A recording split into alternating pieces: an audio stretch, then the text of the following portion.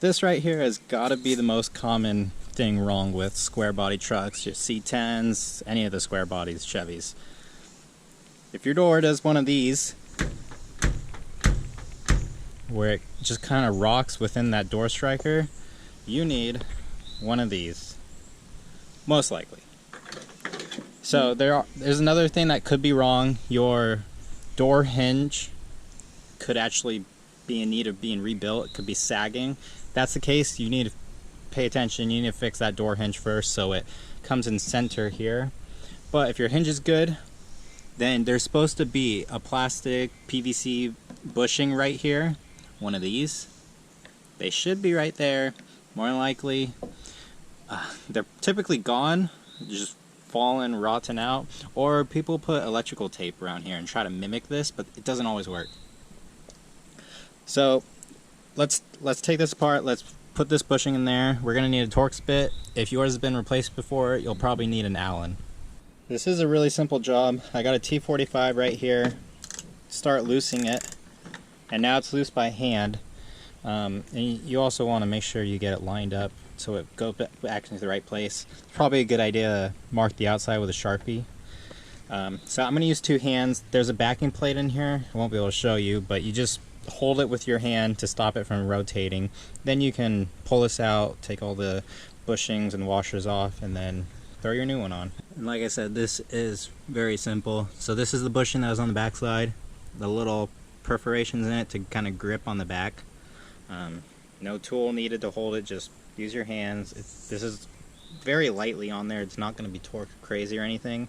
So here's our bolt, our striker bolt with the washers. We need to take the washers off and slide our bushing on. Alright, so I got it in here on the passenger side. I already went and did the driver's side. As you see, it just slides right in. It can't be more simpler. You just want to make sure you have it lined up. Baseline is where it was before. You know what I mean? You'll see like there's paint missing where obviously the washer was. Now this striker, I mean, it's going to be hard to show you, but you want it to be pretty much dead center in there. And as you can see, this one lines up great.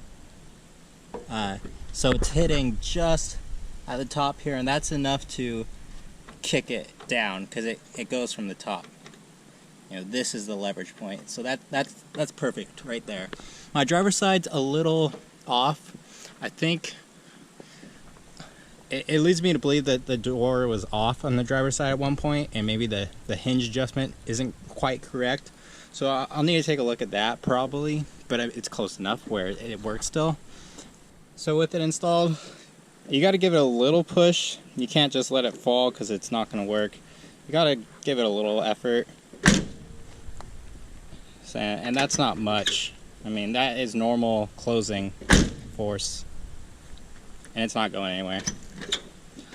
So I went ahead and added just a little bit of electrical tape on this driver's side just to kind of fill it in more, because it seems like this bushing is slightly smaller than what you need.